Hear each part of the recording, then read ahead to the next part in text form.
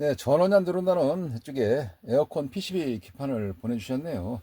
네, 먼저 간단하게 한번 살펴보면 이렇습니다. 커넥터들이 몇 개가 있는데, 네, 그 중에서 잠시 전원 꽂는 자리를 살펴봤을 때는, 네, 보통은 휴즈 옆에가 네, 전원 연결하는 부위다 이렇게 생각하시면 됩니다. 왜 그러냐면 입구단에 휴즈가 있어야지 네, 종단에 휴즈가 있어가지고는 상황이 발생됐을 때 종료시킬 수가 없지 않겠습니까? 네, 그래서 여기서 같은 경우는 이제 보통 퓨즈다 그러면 여기가 잠시만요, 이 볼펜을 가지고 보면 여기가 이제 퓨즈니까 네, 퓨즈 옆에 L선이라 그렇습니다. 이게 L 그 다음에 이제 나머지 선이 N 이렇게 되어 있는데 L선 쪽 따라가 가지고 여기가 노이즈 필터 건너뛰어서 어디까지 오냐면 브릿지 다이오드까지 옵니다. 브릿지 다이오드까지 와서 가운데로 들어가게 되면 직류를 바뀌어 가지고 여기에 있는 콘덴서 여기 이제 충전되어 오고 있다가 그 충전되어 있는 값이 트랜스포머라 그러는데 네, 트랜스포머에서 2차단 네, 저압으로 코일 조금 감아서 여기에 전기를 좀 넘겨주는 네, 그때 직류는 넘겨주는 게 힘들기 때문에 어렵기 때문에 그래서 펄스 끊었다 연결했다 끊었다 빠르게 그래서 보통 예전에 같은 경우는 이제 묵다그리 크지 않습니까? 이렇게 큰 뭉치였는데 지금은 이렇게 작아도 주파 속도를 빠르게 해가지고 그 정도 힘을 좀 발휘할 수 있는 네, 그런 방식을 SMPS 네, 스위치 모드 파워 서플라이 이런 방식으로 해서 만들어내는 2차 전을 만들어내는 그런 과정입니다. 네, 그런데 그 과정에서 연결을 붙였다 끊었다 하려고 그러면 여기 릴레이 같은 또는 마그네틱 같은 그런 소자들이 전자식으로 되어져 있는 반도체가 그 일을 해줍니다.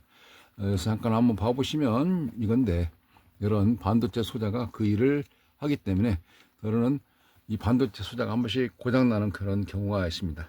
네, 그거는 코일을 연결해주고 끊어주고 연결해주고 계속 또 빠르게 그러다 보니까 한 번씩 고장나는 경향이 있는 것입니다. 근데 보통은 이제 우리가 뚜껑이 날아갔다, 천장이 날아갔다, 이제 그런 표현들도 하는데요. 네, 그거는 부품을 알 수 없기 때문에 굉장히 어려울 부분이 많이 있습니다. 네, 그런 때는 부품 핀맵을 좀 살펴보는 데서 플러스 마이너스 찾아보시고, 그 다음에 여기 하나 동떨어져 있는 자리, 이게 쭉 변이 하나 공간 비고 건너뛴 자리, 그게 보통은 여기 트랜스포머에 코일로 들어가는 자리라서 네, 거기에 발진 방향이 나오는 겁니다.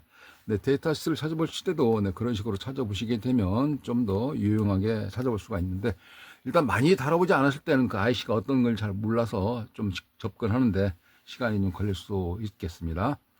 저는 수리를 마치고 이제 동작 테스트를 해보도록 하겠습니다. 그럼 먼저 조심하면서 네, 전기를 연결하기 전에 제가 테스트할 수 있는 이쪽에 접지 그라운드 같은 거를 일단 이렇게 연결을 하고 이게 하얀색 같은 경우는 스코프로 연결할 수 있도록 되어져 있는 거고요. 그 다음에 이거 테스트기 리드봉은 2차 측에 전압을 측정할 수 있도록 연결을 해 놓았습니다. 테스트기 여기 스코프 파형 나오는 거는 1차 측에 여기 아까 IC 설명드린 그쪽에 동떨어져 있는 자리 파형 나오는 자리 그 자리를 좀 찍어 드리려고 접지를 1차단 그라운드에다가 해놨습니다. 자, 그런 상태에서 마그네틱 스위치 이렇게 차단기의 스위치를 올리면 네, 이 제품은 여기 불이 들어오거나 또는 사운드가 제공되지 않기 때문에 테스트기 가지고 측정해 보도록 하겠습니다. 여기 이제 찍어 보실 때 이런 데 같은 경우는 현재 세팅을 해 놨습니다만은 보통은 여가 이 파형이 나오는데 이 파형 높이는 300V입니다.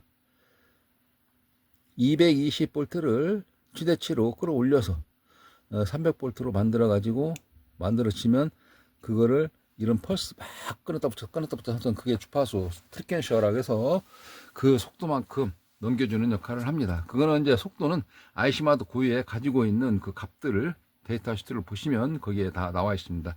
예를 들어서 뭐 150kHz, 384kHz, 52kHz 그건 IC마다 거기 내용들이 사양으로 있기 때문에 거기 맞춰서 설계자분들이 하는 거고, 근데 저희는 이제 수리하는 입장에서 그 부분 그대로 꽂아서 사용을 하는 것이라서요.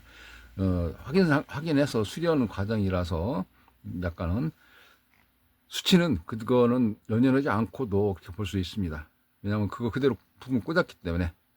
다만 이제 수리가 진행이 좀 잘 안 되는 경우가 있어요. 그런 경우는 이제 희정수라 그래서 이 사용하시다 보면 연식이 좀 오래돼서 이게 누르끼리 하면서 저항값들, 이런 값들이 좀 원래 값이 예를 들어서 열이다. 그러면 열이 아니라 열 늘어나 열 하나라든지 또는 아홉이라든가 이렇게 바뀌었을 때 동작하는 데 있어서 관련이 있고 힘쓰는 데서 전압 출력에 약간 관련이 있기 때문에 그것 때문에 변동사항이 있어서 수리하는 데 있어서도 더러는 애로사항이 있을 수가 있는 것입니다.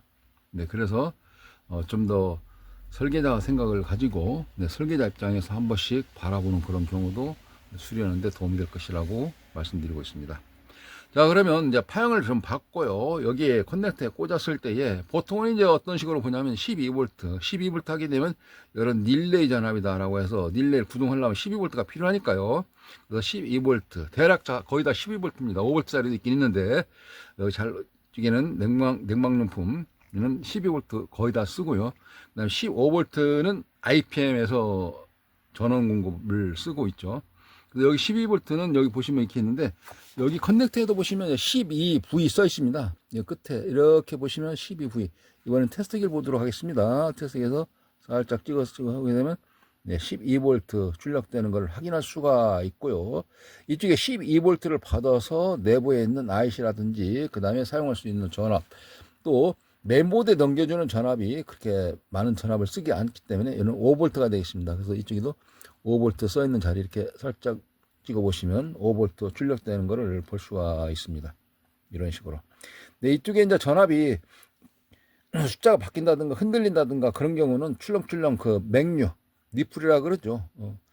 노이즈와 맥류는 좀 다릅니다. 그래서 약간 널렁널렁 울렁울렁 노을성 파도처럼, 네, 그런 경우는 비정상적으로 동작을 하겠죠.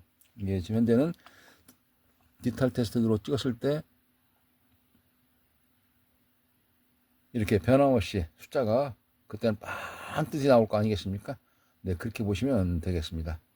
네, 잘 됐고요. 이와 같은 제품 보내실 때는 안 되는 내용, 네, 고장 증상하고, 그리고 연락처에 보시면 송장에 별표시, 별자리가 써 있는 경우가 많아요. 그래서 꼭 연락처를 적어서 보내주시면 좋겠습니다.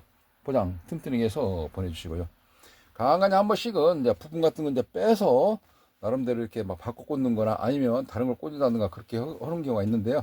네, 그럴 때는 좀 말씀 좀 또 메모를 해서 좀 보내주시거나 뺀 부품 있으면 그대로 해서 좀 꽂아서, 아니면 꽂기 뭐 하면 따로 비닐봉투라든지 편지봉투라든가 그런 데 담아서 보내주시면 네, 수리하고 진단하는 데 많은 도움이 될 것 같습니다. 네, 이상으로 간략하게 어떻게 동작이 되는 내용들, 어떻게 측정한다든가 그런 개념들을 설명해 보았습니다. 다음에 또 뵙도록 하겠습니다. 감사합니다.